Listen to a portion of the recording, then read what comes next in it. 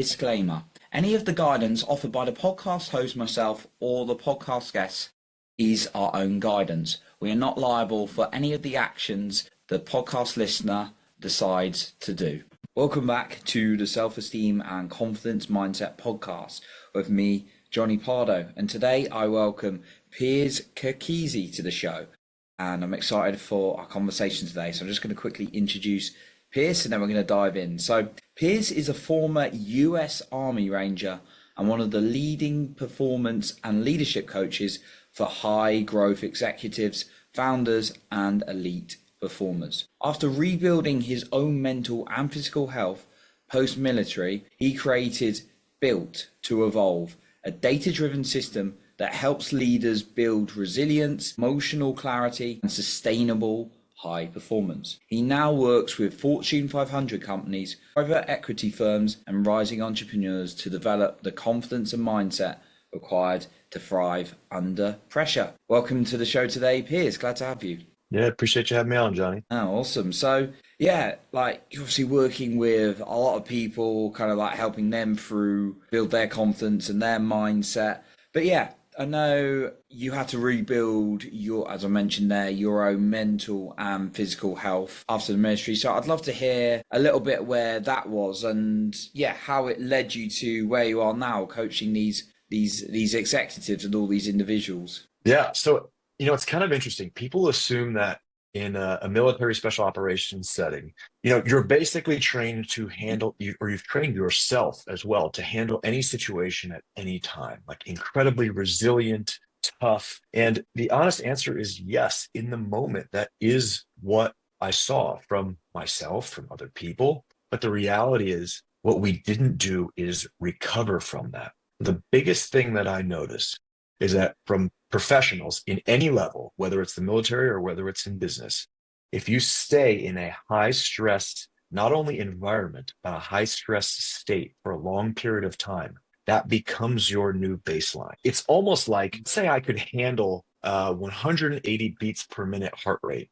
but because I was there all the time, my natural state was now at 150 beats per minute. That itself is not sustainable. So even though I was good physically and going through stressful situations, after a while, it was as if I didn't even recognize that I was operating sort of in fight or flight all the time. That's what I saw that from professional athletes. I saw that from people in business, especially when you take a look at, founders of companies that are backed by private equity or venture capital, right? They have a ton of pressure on them. So when I left the military and I didn't have that go, go, go, high pressure environment all the time, it was basically thrown in my face like, whoa, you are living in this sort of survival state. I didn't know how to get out of it. Like I was not trained for the much of what you would consider of mental and physical health, which is recovery, meditation, being able to relax, not being in, I would finish a day of work and I thought I was just in work mode, right? But work mode doesn't translate well to a good relationship with my wife, for example. Right? Doesn't translate to good sleep. There's only so far that you can take it. And in my military career, I saw that, right? I saw, people who were incredibly high performers eventually succumb to things like drugs and alcohol, or just their body kind of deteriorates and it's injuries. And, so for me, it was sort of rebuilding my ability to function in more of a normal environment. And so I spent a good majority of the first window of coming out of the Army focused on that. And that's when I realized, oh, wow, there's a massive, not just market, right, but a massive need. When I started opening up, a lot of my friends started opening up around the same issues. So, and I think what helped was it's like, hey, this guy that came out of military special operations is dealing from the same, whatever it is, anxieties, sleep issues, that I'm dealing with. Let me ask him about what's going on. And that's kind of what kicked all of this off. Super interesting. It's not just like in the military, like I can imagine, I can't obviously say I've been there, but like I can imagine the high stress. But actually, so many of us, I feel from my own experience being in stressful situations, other people sharing, there's so many of us in that fight or flight mode. Yeah, it's not just military. I mean, it's the mom who has multiple kids who's running around all day. It's the CEO of a billion-dollar company. It's the guy who's bootstrapping a brand new startup, right? Stress is all relative. Most people will say to me, well, Pierce, I haven't dealt with, I never went to a combat zone. I go, that doesn't matter, right? That's my perspective. For you, it could be running the company, raising funding, getting the kids to school. That's your 10 out of 10 stressful. It doesn't necessarily matter what our perspective is. We're all human. We all function the same and we all adapt to the baseline that we're around. So, being deployed in a combat zone was my normal. And whatever it is for you is your normal. That doesn't matter. But do you feel like anyone can kind of get out of that fight or flight, even if they've been in it for a while? Yeah, absolutely. So the most important thing is that you recognize, like for me, I said, I didn't even notice that I was living that. I thought it was just normal. But then I couldn't sit down in a chair to write an email without basically falling asleep from, just kind of adrenal fatigue, you could say, in one sense. But what we know from neuroscience is that the brain is what is called, it's actually the most plastic or malleable part of the body. So you can absolutely train it 100%. Anybody, you got yourself into it, right? You weren't necessarily born that way. So we can train ourselves out of it. It just takes a level of awareness and discipline, no different from, right? And you would assume that anybody can get themselves into physical fitness. So why wouldn't we assume that we could get ourselves back into mental fitness as well? And how could maybe someone who's like questioning they in it or might not even be aware, how can we tell if we're in that state, that fight or flight state? Yeah, I mean, you can measure things, right? So some things that I'll do is like blood tests. You can measure neurotransmitters, things like cortisol, for example. That's a stress hormone, and you can measure that over, 24-hour periods. You could take a look at your heart rate variability, which is a measure of resilience, which basically shows you your ability to speed up and slow down based on the external environment. So you could do that. The other thing is just, do you feel like you are dealing with racing thoughts, anxieties? Do you feel like you need a drink to calm down, something to help you go to sleep at night? Do you have aches and pains that weren't there before? Do you feel like your body is really tight? Like there's all these different small signals that we can dive into. The one thing, Johnny, that I'll mention is it doesn't even matter necessarily if you feel like you're in fight or flight or not, right? It's all a continuum. So the answer is I could always be better. I could always have a better experience of the world.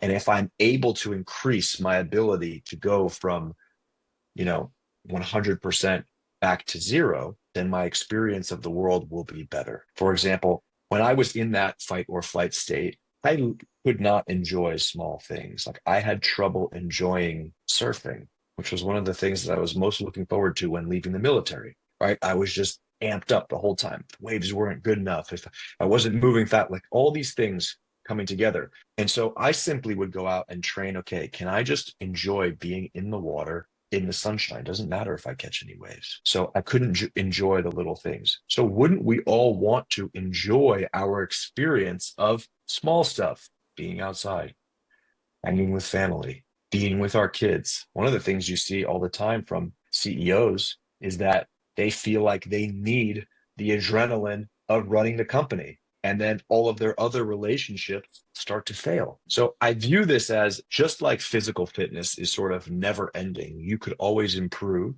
And then your experience of the things you like to do will improve. Same thing with the mind. Even if you don't think you're one of these people that's stuck in fight or flight all the time, I think everybody would absolutely get a benefit by learning how to control their nervous system, their thinking patterns, their body a little bit better. It's all worth it.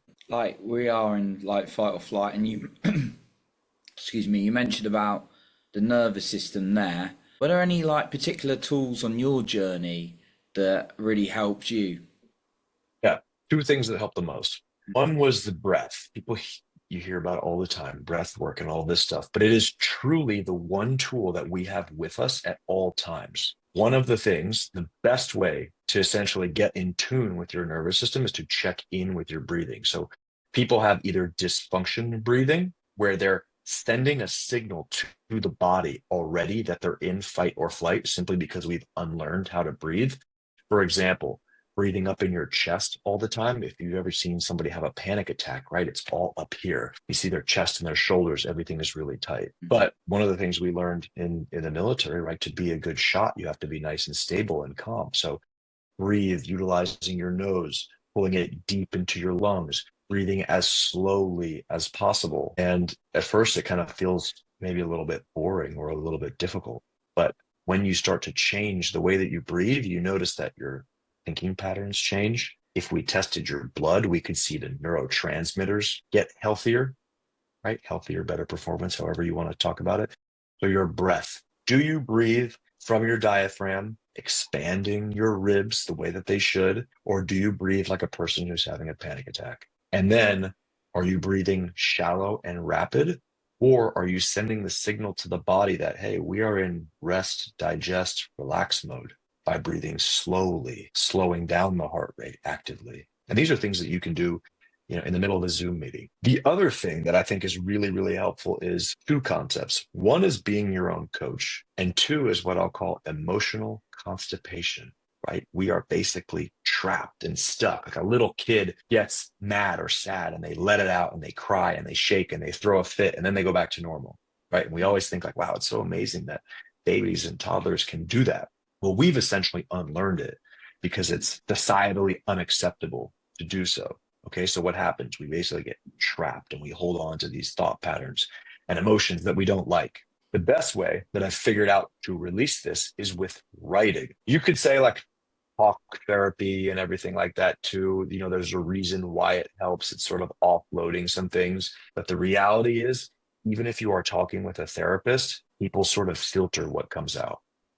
And when you're dealing with, for example, a guy coming out of the military, right? Those unfiltered thoughts are a little bit wild. And most of us have crazy thoughts. And if you looked at exactly what went on in everybody's head, they'd probably throw you, to people in a psychotic ward in the hospital.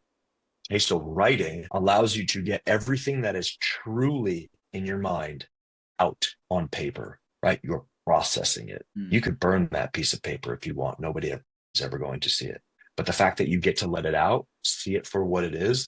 And then I use a process of basically coaching yourself through it. Like, okay, seeing what the made up story that your mind is projecting, what's the real story, finding the lesson, coming up with an action plan, right? That's sort of self-coaching through it. And you can do that with question prompts. I've built custom GPTs to do it.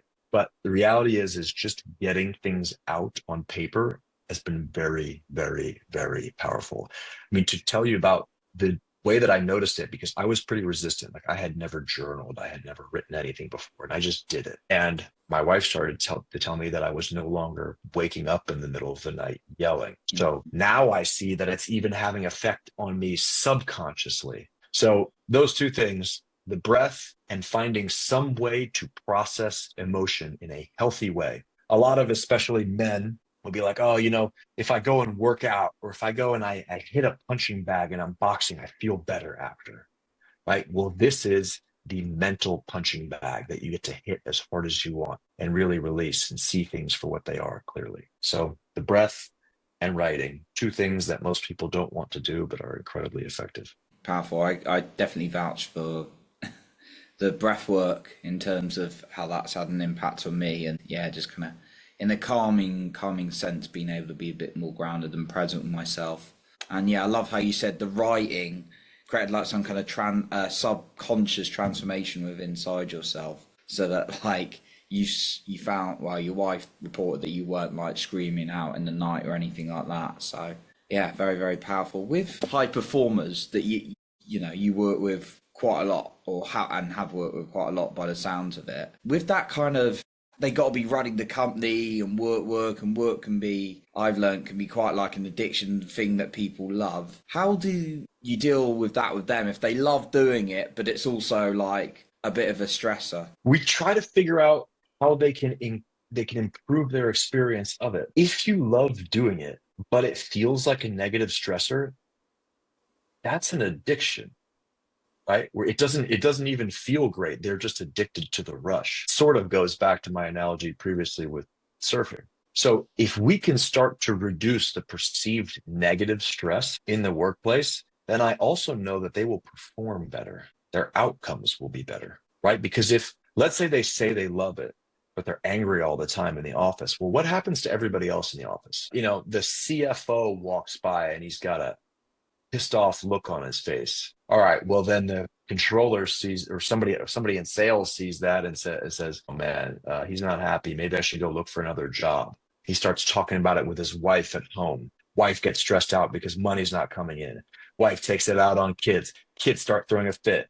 Wakes up the next day and the house is a mess, and so he goes back into work. Like, this is a vicious cycle just from the concept of the CFO walking through the halls looking angry, for example. So if I could improve that CFO, in this case's experience of work, interaction with other people, so that the stress didn't seem negative, then I know that his experience of the job and also the team's performance will be better. The other thing we can call it like stress, okay? Even if I enjoy the work, if I have negative stress hormones coursing through my veins at the wrong times, right? Majorly elevated cortisol, I can also assume that that person's brain is not functioning properly. So if that is happening, then I know that there's more performance that I can extract out of you. And most people want, if they are these types that are addicted to work, they want to see progress in their job. They want to see their companies building. So why wouldn't you do everything that you could to make sure that you, the vessel that holds your mind, is functioning at 100%? It's almost like, well, I'm driving a race car and the engine is smoking, but I'm kind of addicted to the smell of the smoke. Well, okay, wouldn't you rather win the race? Let's go figure out why the engine isn't running properly and fix that. And, the car might be faster, you have more fun, and you'll win. So that's kind of the concept. I had this same problem even before running my own business, with just like the addiction to essentially adrenaline and elevated states. And it'll be deteriorating over time. Eventually, that CEO, whoever it is that's addicted to work, something has to give at some point. Do you feel like people's environments and who they're around impacts their stress levels as well? Absolutely. Again, if you look at neuroscience, stress itself or emotional states are completely contagious. You can literally measure the brainwaves of people that are in the same room, but not even talking to each other. You can see that brainwaves will start to match. And this can go deeper if you believe in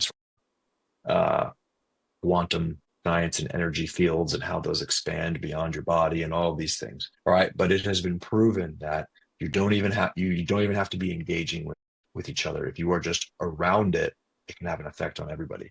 So yeah, I think it's really, really important. It's really, really important to choose who you're around, what you're spending your time with, and also understand your effect on everybody else. If you can't change it, right? A lot of the times we have a situation with a company where the company's under a ton of stress. Private equity is saying, we need you to hit these crazy targets, and they're not hitting them. So all of the executives are just at each other's throats all the time. As one of those executives, you can't change the people around you. You still have to have meetings with the CEO, the COO, the head of sales, whatever it is. The only thing that you can control is your energy in that situation, and knowing that if you do everything you can to control your own energy, it will eventually, or hopefully, even if it's just 1%, lead off into those other people.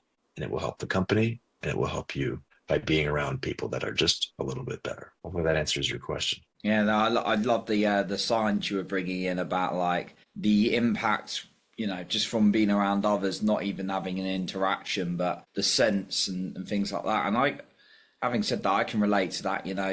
Everyone might be feeling a bit like blue and you're not even interacting, but you got this sense of sadness, but then also in this happy, peaceful place, you're like, I feel all right. Like be them both. Yeah. Both, right? Yeah, exactly. So be the virus, but be a positive one for other people to help everyone out. Be the positive one. For the individual, I'm just thinking, you've said a few things this podcast that might be kind of coming back to something we've said, but just if we got that, there's a busy a very hectic sort of life individual who's kind of like running around and everything seems to be going 100 miles per hour, like family life, professional life, everything like that. And they're just like, I don't know how to stop, how to begin. What kind of guidance might you offer them? I would say find moments even where you can quiet the noise and slow down intentionally. So for example, I like to use the heart rate variability example because even if people don't fully understand it, they know that their Whoop or their Apple Watch is tracking it and it's something they have to look at, right? So we know that a most healthy and resilient person has a high level of heart rate variability. It is the ability for the heart to speed up and slow down in between beats and cycles, right? So it has a wide end range. It can do both. And that allows us to be able to handle all different types of states and stressors. That's what a healthy heart is. It means that if I run a sprint, my heart rate isn't elevated for hours afterwards. It can quickly come back down, and then I'm good and I can keep going. So let's say that you feel like you are in a constant go, go, go mode. Can you find 30 seconds, 1 minute to just calm yourself down as much as you can? Things will still be crazy. You'll still have racing thoughts in your head. But can you find a little bit of time? Like I'll tell people, let's say you have back-to-back Zoom meetings. Can you take 30 seconds in between the meetings? Truly, if your meeting is at 12 and you show up at 12 o'clock and 40 seconds, is anybody going to say anything? Probably not. It is just the discipline of going, okay, I clicked off that last meeting. I'm going to look out the window and I'm just going to try to relax everything in my body and slow my breathing down as much as I possibly can. Okay, and then I'm back in. Or let's say you're running around doing errands. You pull the car into the driveway. Can I spend 20 seconds there or at a stoplight, right? So finding tiny little moments to intentionally slow down and work on essentially your nervous system variability, not just your heart rate variability. That I think is sort of the easiest place to start because it doesn't sound like a lot. I'm not telling you to go find 30 minutes to meditate in the woods, right? I'm saying, can you find 30 seconds, 5, 10 times a day? There's just a couple of minutes spread out throughout the day. But it's hard. You have to remind yourself of it. So what I'll usually say too is find a sort of pattern. Maybe it's every time getting in and out of your car that you're doing it, or every time in between Zoom meetings, you kind of have this ritual of doing so, or however works for you. But having some sort of habit and reminder system, I think, is key. But that's where I would start. If you don't have a lot of time, just find 30-second windows. It can make a big difference. Just those small mindful moments, even if it's like 30 seconds between Zoom meetings. I love that. Not 30. Brain's going to be more resistant, right? If you're going to say 30 minutes in the woods, if that's a starting point as well. People won't do it, and you'll get better and better at it too. And I like to come from a science perspective too. So I know that the first time I tried this, it was very difficult. I couldn't really slow my heart rate and everything down. And now as you get better and better, you could measure it. You could say, okay, today I'm going to start. How much can I slow my heart rate down in 30 seconds? Well, maybe it's 10 beats per minute. As you get better and better, maybe it's 30, maybe it's 40. So you can actually see and feel a measurable difference. For those people that love measuring and tracking and having this be a science experiment, do it that way. I think a lot of people think about mindfulness and they're like, I don't have time for mindfulness. What does that even mean? Well, if I said, okay, between every Zoom meeting, have a target of dropping your heart rate down by 30 beats per minute. Now I have a target and you're being mindful. So it's just kind of like figuring out what kind of language is going to work for you. Yeah. What's that mean? Making it meaningful for you and just kind of like setting something small in your own language. Yeah, I think that's really good guidance that I've related to there. Piers, I'd love to know, were there any key lessons you learned from your time in the army that you've applied to your life since you've since being there? Yeah, a lot. Where do I start with that one? I mean, one thing is simply attention to detail, which is something that I'm continuing to work on, but it has actually helped me slow down, be prepared. So what I mean by attention to detail is all of the small things in the way that your gear is set up, in the way that you plan a route, in the way that you teach something, your cleanliness, right, of weapon, of gear, of vehicle, anything like that. That attention to detail, almost like I envision samurai from movies about them, right? Being able to slow down and see the small things that have a big impact. Small things having a big impact example would be in the military. Let's say we're doing land, in basic skills, you do land navigation with a compass and a protractor. If you are using a compass and you are saying, I need to find this small place on a map, or we used like little tiny stakes in the forest. If you are one off and you start walking, let's say 10, your point that you're trying to hit is 10 kilometers away, you're going to end up about 200 meters away from your intended point, which means you're going to spend hours looking for that point, completely lost, not realizing that you're a whole 2 football fields away. And I say football because it works in both British and English, right? So really small things, making sure that you have a backstop for everything. What else can we pull from the military? Another thing would be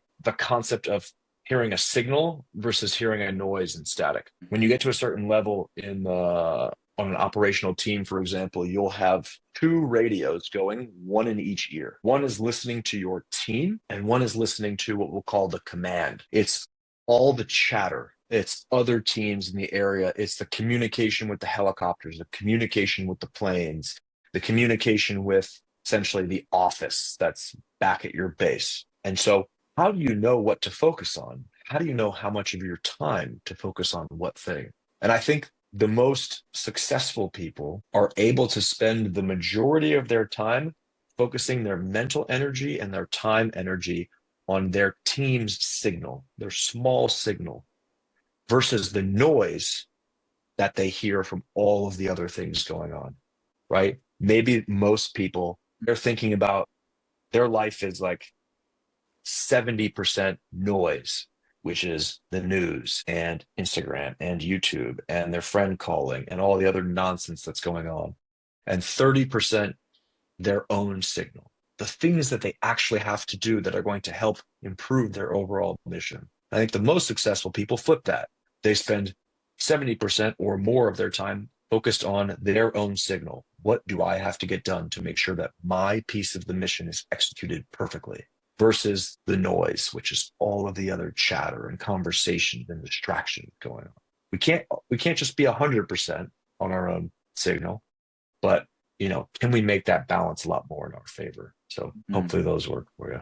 There's some awesome lessons. I love that, Pearce. I think those are some great takeaways, as with the whole podcast, to really get for the listener. So, Pearce, I'd love to know where the listener can find more out about you and what you're doing. I know you're helping a lot of people. And yeah, if you'd like to share that with us, and maybe any final words if you have anything else you'd like to leave us with. Yeah, easiest way, if this idea of performance and coaching and having guidance and somebody in your corner, like a boxer would have in their corner, just reach out to me. You can go to builttoevolve.com and just shoot me an email. I'm happy to have a call with anybody. And it can be anyone. It can be an individual. It can be a large company. But we typically start with a coaching conversation, and then from there we get to plug in all of the other services and cool team things to help teams grow. Yeah, I would just consider this. I like the quote, which is, you can't read the label from inside the jar, which is all of the highest performers on the planet have always had a coach, because you can just see things from the outside that we, stuck in our little jar, our own heads, can't see. And I try to make sure that I don't take this hypocritically and always have coaches and advisors for myself as well. Right? And you see the best athletes in the entire world have the same. In the business world, we don't always have that as much, but I'm sure that everybody can relate with the concept of can't read the label from inside the jar. So just having that third person point of view, learning to take that third person point of view from yourself, I think is beneficial for anybody at all. So happy to have that conversation. Johnny, I appreciate you having me on here, letting hopefully share a little wisdom. And happy to do it anytime. It's been so golden what you've shared with us today. So thank you. And yeah, to connect with Pearce, we'll leave his website and the way to contact him for a potential call in the show notes below. So a massive thank you, Pearce, for coming on once again. Cool. Awesome. Thanks, Johnny. I appreciate it, man. Awesome. So that concludes our episode for today. And remember to lead with your heart and not with fear.